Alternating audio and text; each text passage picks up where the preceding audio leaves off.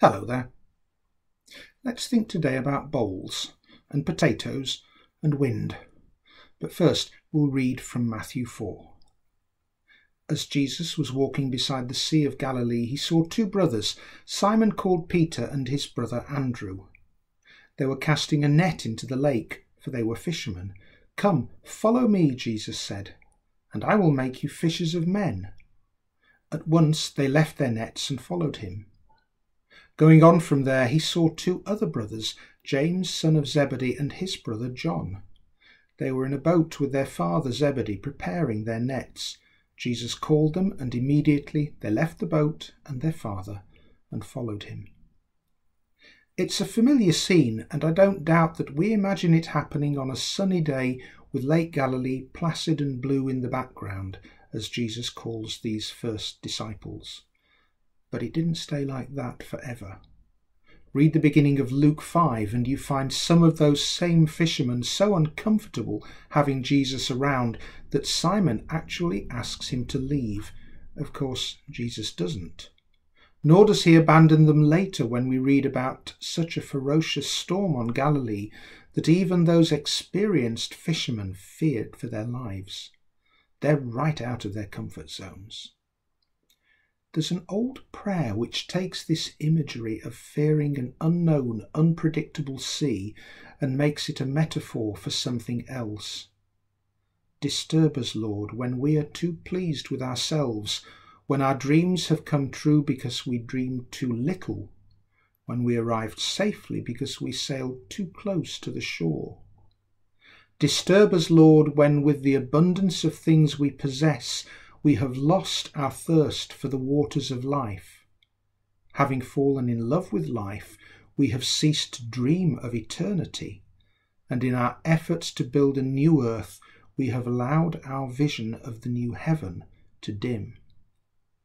Disturb us, Lord, to dare more boldly, to venture on wilder seas where storms will show your mastery, where losing sight of land we shall find the stars. We ask you to push back the horizons of our hopes and to push back the future in strength, courage, hope and love. This we ask in the name of our Captain, who is Jesus Christ.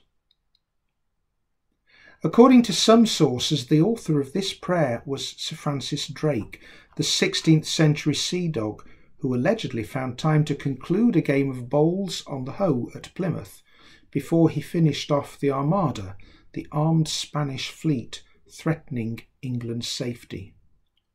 Although by the time of the Armada Drake was second in command of the nation's navy, he was also virtually a pirate, evidenced by the brutal way he attacked and plundered his enemies, and he was a slave trader as well. But other writers attribute the prayer to Sir Walter Raleigh, a contemporary of Drake and another important English seaman. Raleigh was a favourite of Queen Elizabeth but fell foul of her successor James I and VI and was executed in 1618, largely to appease the Spanish. He is supposed to have introduced the potato to the British Isles, though many historians doubt that tale. Whichever of these two famous Elizabethans or whoever else wrote that prayer, they're challenging sentiments.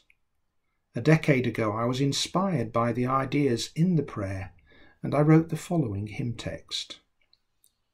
Disturb us, Lord, from easy lives which cling to some familiar shore, and minds content with little dreams which dare not venture, seeking more. Disturb us when the course we set is shaped by self-conceit or pride, those perils which corrupt the soul until the flame of faith has died. Disturb us when our hearts are snared by goods we long to call our own, which blind us to eternal joys and dim our vision of your throne. Disturb us with a restlessness which draws us onward, far from land, where storms and stars and waves reveal your sovereign care, your guiding hand. We often hate losing control of what's happening to us and around us. But sometimes that loss of control is exactly what we need. It's through being stretched that we grow. Jesus' first disciples were changed by being out of their depth, sometimes literally, sometimes metaphorically. We too need the challenge of uncharted waters, even if, like an uninvited pandemic, they're profoundly disturbing and as uncontrollable as winds and waves. So as we close in prayer, I'll use some of my hymn. Disturb us, Lord, from easy lives which cling to some familiar shore, and minds content with little dreams which dare not venture, seeking more. Disturb us with a restlessness which draws us onward far from land, where storms and stars and waves reveal your sovereign care, your guiding hand.